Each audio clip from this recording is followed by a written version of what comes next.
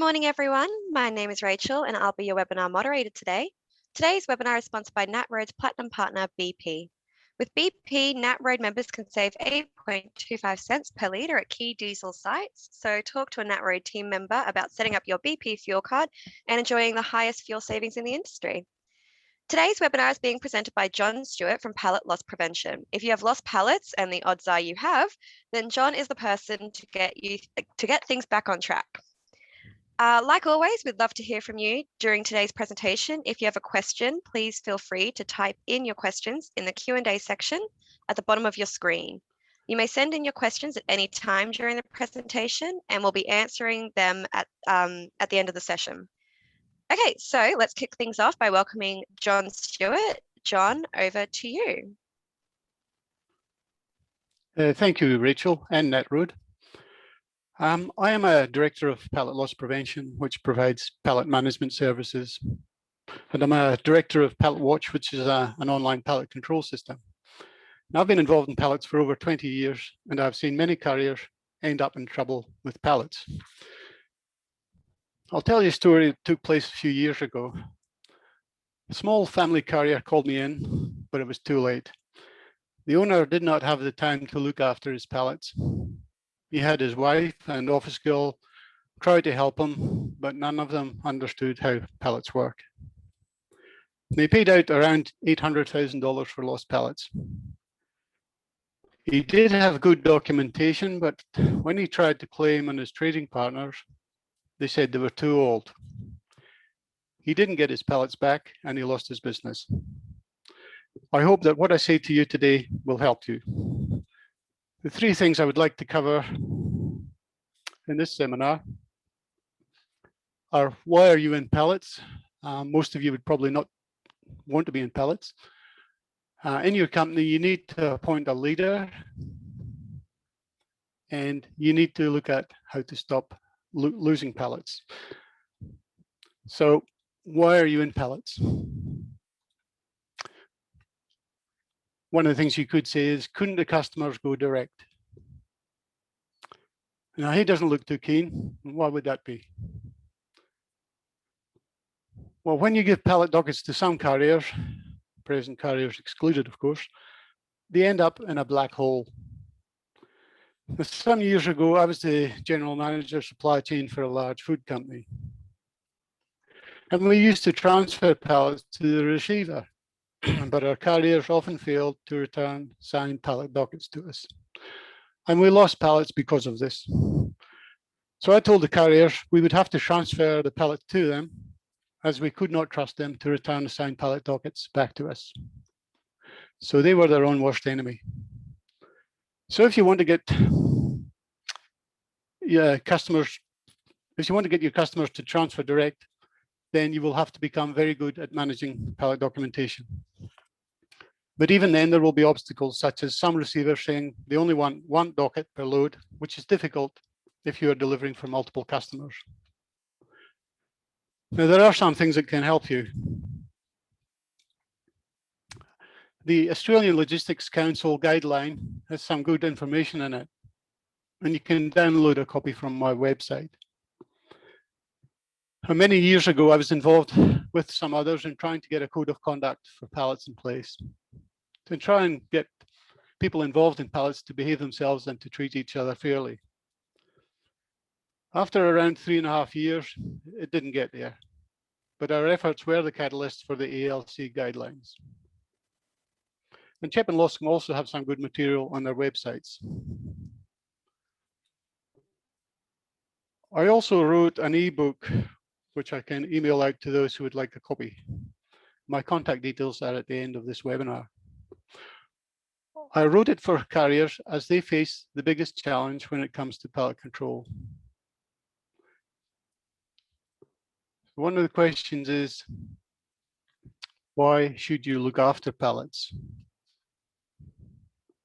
For one thing, there are savings to be made. This is a carrier's yard I visited some time ago. Their pallet controller had left, and they wanted me to train their new one. And the the person that they wanted to be the pallet controller was an ex-truck driver, and he did not want to look after pallets. But he reluctantly took on the position, and the transformation was remarkable. The yard was cleaned up, as was the pallet accounts. He became one of the best pallet controllers I have come across, and he still is. So some of the savings from pallets could be spent on buying new equipment or hiring more staff, or that money might have to pay for lost pallets. So when you lose pallets, it is like money coming out of your pocket. It's like you lost your wallet with all your credit cards in it. And you could also go bankrupt. I have another example of a company that went bankrupt. I was called into a large transport company which was bleeding pallets. The high costs of paying their very large monthly pallet hire invoices was too big a burden on their cash flow, and they had to close their doors. So if you have lost pallets, you need to do something, recover them or compensate them. It doesn't make any financial sense to keep on paying month after month, year after year for pallets you've lost. So you need to do something, and the sooner the better. I'll show you a chart now, and these are real figures for a small company in Victoria. These are their losses for each month from June 2020 until June 2021. So in June 2020, they had 1,609 lost pallets. And the compensation value of these pallets was over $56,000. In June 2021, the lost pallets were now 576 with a compensation value of around $20,000. Now, if you lost 1,600 pallets, you could end up paying around $88,000 a year in hire costs. So to sit on that 1,600 pallets doesn't make sense. Now, the losses were too old to recover. He'd been sitting on this for a few years until he finally decided he had to do something about it. So he paid off some each month. He worked out what he could afford. He contacted his pallet hire company representative, explained the situation to them, and they agreed to enter into a plan where he could pay off some of his lost pallets each month.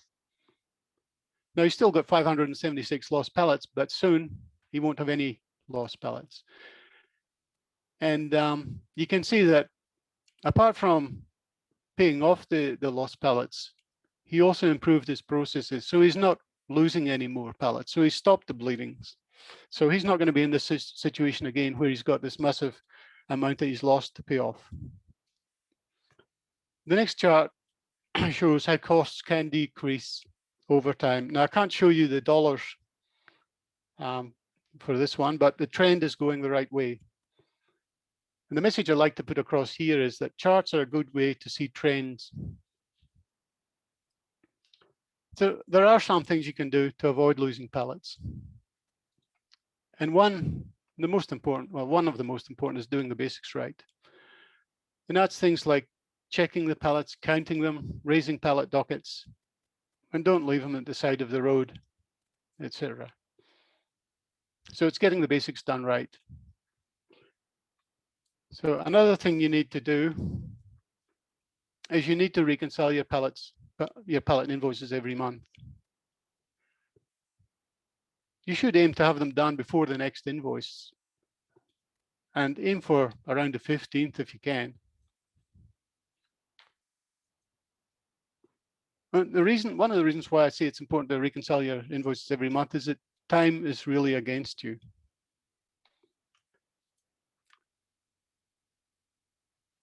You have a limited time to do corrections, rejections, or make claims. So you just have to get these invoices reconciled. Some people use the old-fashioned way of ticking off each transaction on an invoice, but I'll cover it later. But there are systems that can do this for you much quicker and much more efficiently and more accurately. Another way that you can lose pallets is if your pallet invoice balance goes below zero. And that's what you call your account going into excess or credit. And you might think that if your invoice goes below zero, that's a good thing, but not necessarily so. Because the pallet hire companies can take these excess pallets from your account and you might not be able to get them back. And then some months down the track, you might get one of your trading partners coming to you with a claim saying, oh, we didn't put these transfers onto your account. Will you accept them now?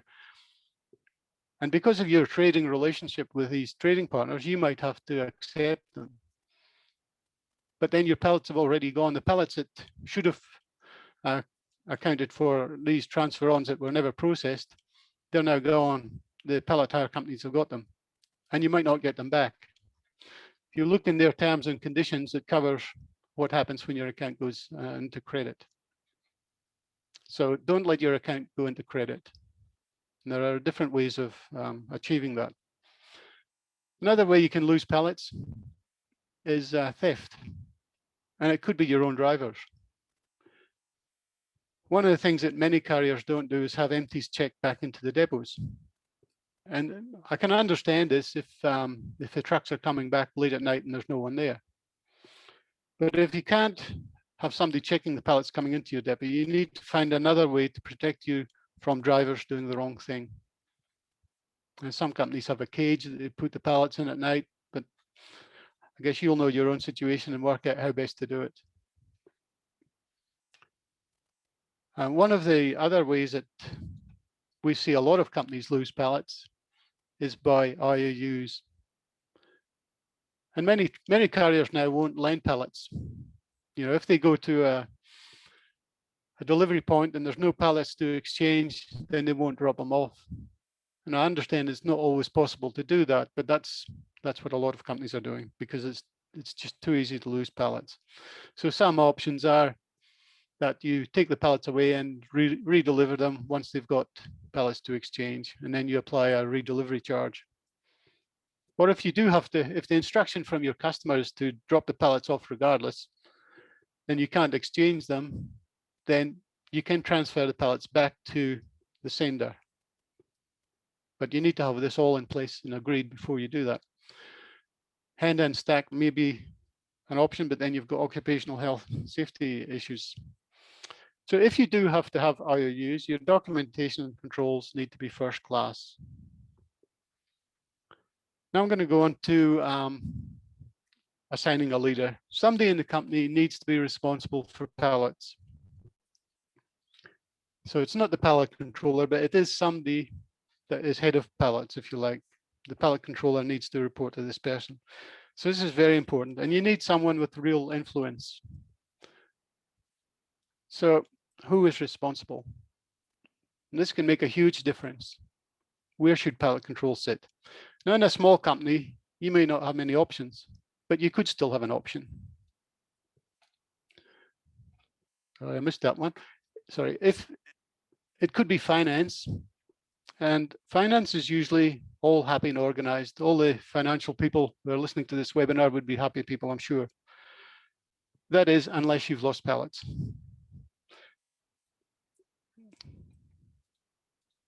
Sorry, the other option is operations. And this is where everyone is under the pump. So, in a lot of companies, pallets do sit under operations. And you would know your own situation best. So I'm only suggesting that finance might be a better fit. So pallet control is centered around a few main things, and these are transactions, reconciling invoices, and processes. So you would think that this is a good fit for coming under finance. The finance-like numbers. But your situation may be different. So I'm not being hard and fast and saying it's got to be finance, but it is a logical fit. So I'd like to cover three main aspects of pallet control. And that's a process, systems, and people. So let's look at the process. And I'm really speaking about things like terms and conditions.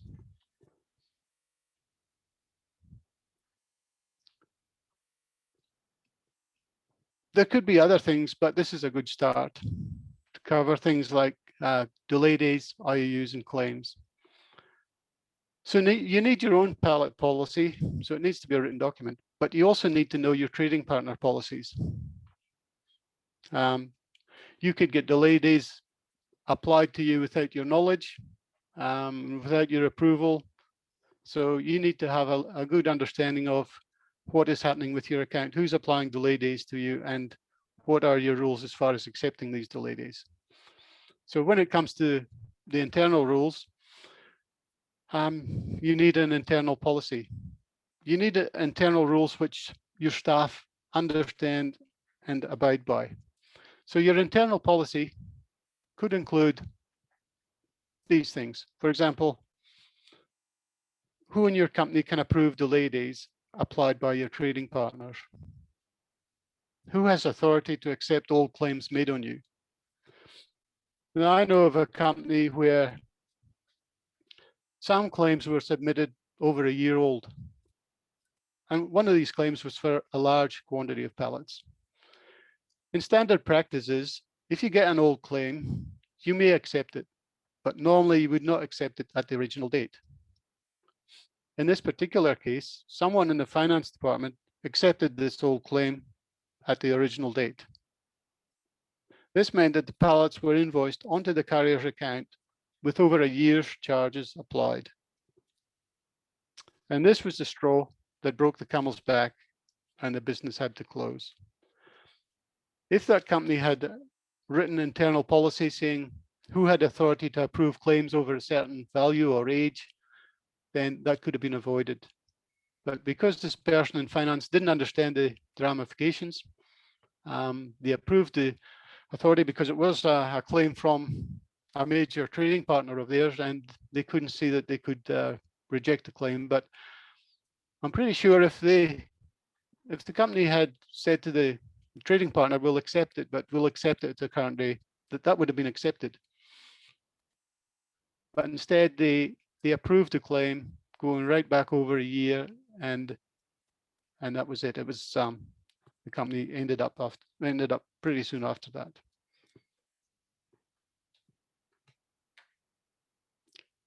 So you need to establish things like what reports to run and who gets them. It is important that whoever gets the reports can understand them. Now, apart from policies, you also need procedures. And if you don't have time to procedures, then you might need to get some external help. Because if you don't have procedures, then people don't know what to do or why they do things, etc. And that the pallets can just fall through the cracks. So apart from making sure you've got your procedures, you also need to look at training. You need to be able to teach them how to jump through hoops. It's such an important part of pallets is having people in all areas trained in what they need to do.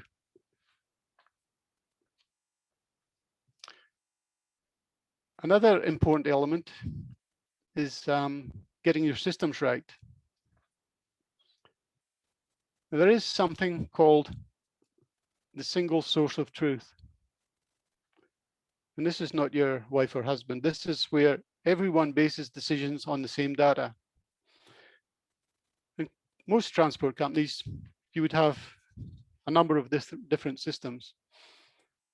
But you would be lucky if they interface with each other. So if that is not shared between the different systems, then communication is broken, and you may not only lose pallets, but also freight revenue. And the trend today is to go online and to go mobile. But if you don't have this single source of truth or the same data shared by everyone, and I know some transport management systems where they've got data in there which is not reflected in the pallet control system. So you could not only lose the pallets, but also the freight revenue. Now, if we look at our pallet control systems, as far as I'm aware, these are the only online web applications for pallet control in Australia. because the trend today is to go online and to go mobile. So we've got my CHEP, Loscam Online, and our system Pallet Watch, which caters for CHEP and Loscam equipment. So systems are important. And people are also very important. And the right people can make all the difference. So if we look at senior management, they need to be supportive, but they may also need to be forceful. We find the greatest success we have with our customers is where we've got senior management fully behind pallets and making sure that they're given priority. And often there's a conflict between pallet control and operations, because operations are focused on moving the freight, and they might not have a truck available to go and pick up loaned pallets or IOUs. So operations may need to understand that pallets are important, and that message has to come from senior management. So senior management, they need to set the culture so that everybody in the company understands that pallets are important. And it's not something they say one day and it's not mentioned again until there's a problem and pallets have been lost. It needs to be an ongoing focus where pallets are highlighted on a regular basis. And the structure is important, and that's where do you sit pallet control and what resources are you going to put into that. And then also your policies under the rules, etc. And then having the correct systems in place. And one of the areas is that you may need to look at is business development. Because sometimes business development people play by their own rules, and pallets are not a consideration when dealing with new prospects. They might do anything to get the new business, and pallet controls are ignored. And then when the agreement's signed, then it's found that the company is being hit with delay days they didn't expect, so they haven't factored that into their costings, because delay days can be very expensive. And delay days are where you might deliver a pallet to somebody and you keep on paying for quite a few days after that. For example, if you deliver to IGA or Campbell's Cash and Carry, Bidvest, then you could be hit with 45-day delay. So that means you pay for the pallets 45 days after you deliver them. And then other companies have got different, like Coles be 33 and Woolworths 30. So you need to understand when the business development people are speaking to people, if these pallets are going to major retailers who have delay days, that this is factored in. So let's look at the pallet controller. So what do you need in a pallet controller? Superman perhaps, but you need good qualities, and whoever you get needs to be trained. Do you need an accountant or somebody with an accounting background, a bookkeeper, or could it be anybody? Well, our staff include the following. Like we do have an accountant as a pallet controller. We also have a former bank manager. We have a former nanny. We have a former person with a science degree. We've got somebody who was in communications, and we've also got people experienced pallet controllers. So with the right training, their background does not matter. But they've got to, I think you've got to look for people who are capable of bringing about change. If you look at some pallet controllers, they just reconcile the invoices every month, but they don't do anything extra. Like there's no major improvements. It's just mechanical admin stuff. So you want more than that. And they've got to be able to work well with others. Now I'm going to show a few more slides of some of the attributes of a pallet controller. So you need somebody with the right attitude and a team player, because they have to work with your operations people. They have to work with your customers and trading partners, other carriers. So you don't want somebody who's too aggro, because that relationship has to go on for maybe years and years. And I can tell from experience that if you have a good relationship with the other companies, then they're more likely to help you. So the attitude is definitely important. You need somebody, pallet controller, who's proactive and helps drive change. Some pallet controllers keep using old systems and processes. Nothing changes. So if nothing changes, then you get the same result, as they say. So you really do need someone who's going to use their initiative, not sleeping on the job and letting you lose pallets. So what you need is, you need a dog, really. You need a pallet controller with good attention to detail and likes numbers and doesn't let things get away from them. Another important aspect of pallet controller, they've got to be passionate about pallets, and that's a strange thing to say, but there are people who are very passionate about pallets and they look after them, just as this dog's looking after the sheep.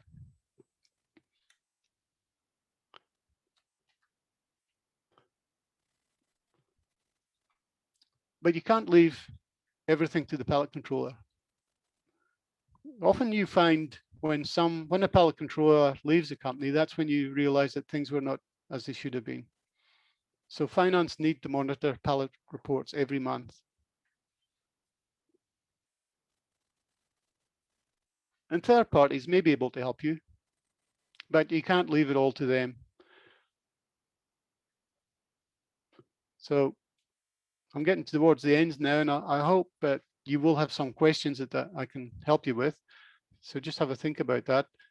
But I'd say that there is things you can do about your pallet situation, and I would recommend you do it as soon as possible, because as I said before, time is very important. So my main recommendations out of this short webinar is, one is to assign responsibility. And it might be that you do have somebody in place already, but maybe because things have not gone the way you want it, maybe it's time to look at where should that responsibility go. Maybe there's somebody who's too much under the pump and just can't keep an eye on them. So have a look at who does have the time and who's got the knowledge and the skills and the enthusiasm to take it on. And then look at your processes, look at your policies. Maybe I would say that quite a few transport companies wouldn't have pallet policies. It's not a big deal. It could be just one page, but you need to have that so that when you deal with your trading partners, they can see what your rules are. And then with your internal policies, that's very important as well, that if you don't know who is applying delay days to you, then you might not miss, or you might find that some contracts you've got are not profitable because the delay days are knocking off your margin. And then have a look at the systems you've got. There's all sorts of systems out there, and just try and get them as best you can. I know that they can be expensive items, but they're not all expensive. And then get the people right. I know that everybody that you recruit and employ is not going to be ideal, and some people take longer to develop than others. But if they've got the right attitude and an ability to learn, then to me that's better than having somebody who's very experienced but just has the wrong attitude. If you've got somebody with the wrong attitude, you don't want them in your business. So I'm going to just end up now, and I would encourage anyone, if they've got any questions that I can help them with, you can ask them now, and I've also got my contact details on there if you need them. So thanks very much, and I'll hand over to Rachel. Thank you, Jon. We'll start with some questions that were submitted during the presentation. If you have any questions that you'd still like to ask, please feel free to enter them in the Q&A section. Our first question is, how can I apply my own delay days? Well, there's a slight difference between CHEP and LOSCOM. CHEP have what they call equipment days offset, or EDOs. That means that they can apply delay days automatically to your account. So if a trading partner puts through a transfer onto your account, and let's say you've agreed with a 30-day delay, then that will be automatically applied regardless of what the trading partner puts on the docket. Now, for CHEP to apply that, there are two ways to do it. One is that you send out a communication to all your trading partners saying that from this date, I'm going to apply 30-day delay to all transfers onto my account. You provide evidence of this document to CHEP and they will apply it. The other way is that you get individual trading partners to sign off on these EDO forms saying that they agree to the delay days. And then it becomes automatic. With Loscom, you can do the same as SHEP, except Loscom do not apply the delay days automatically. So you can apply your delay days, but the trading partner can put different delay days in their dockets and Loscom will process them. So you need to get agreement from your customers, basically, but you can do that either individually or you can send out a global communication. I hope that answers that question. Yes, fantastic. Second question, if I have some pallet losses, what is the best way to deal with them? Best thing is to do something quickly, and that's to try and recover them and perhaps put a big focus, and you might need some external help to do this, but maybe look at trying to recover what you can within a 3-month period. And once that period's over, you can't get any more back, then it would be best to speak to your hire company account manager and look at trying to compensate them. And that might be paying for all your losses in one go, or it might be to enter into a compensation plan. So I hope that answers that question. Yeah, thank you for that. We've got a question through from Kerry Ablett. Is there anything we can do to combat delayed transfers? That is a good question. That was one of the things we tried to change in the code of conduct. So the major retailers apply delay days, and then it flows right through so that the carriers then get hit with these delay days when they go in there. So what the carrier needs to do is to speak to their customer and say that, for example, if you deliver to Coles and they apply 33 days, you might say to your trading partner, I've got to apply 35 days to cover the 2 days or 3 days or whatever while they're on my account. But currently there's no way that you can stop people from applying delay days onto your accounts. The best thing you can do is to try and get delay days from the sender so that you don't suffer a financial penalty because of this. If you have to deal with somebody, if there's no other option, and then you have to accept their delay days, that's their terms. But as I said, you need to try and pass it back to whoever the sender is. I hope that answers the question for you, Kay. Thank you for that. And final question, should I have a weekly or monthly pallet invoice? Well, I know from a pallet controller point of view, a monthly invoice is better. Because if you have a weekly invoice, sometimes you're not fully reconciled before the next one hits you, and it can become quite a challenge dealing with weekly invoices. But I understand sometimes companies from a cash flow point of view want to have weekly invoices. But just looking at from a pallet controller's point of view, monthly is better for us. Fantastic, thanks for that. So thank you, Jon, and thank you everyone for attending today's webinar. If you still have any further questions, please send an email to info@natroad.com.au, or you can contact Jon Stewart directly with his contact details on the screen. Today's webinar will be uploaded to the website and our YouTube channel. Once again, thank you for joining us today, and we all hope you have a great rest of your day. And goodbye.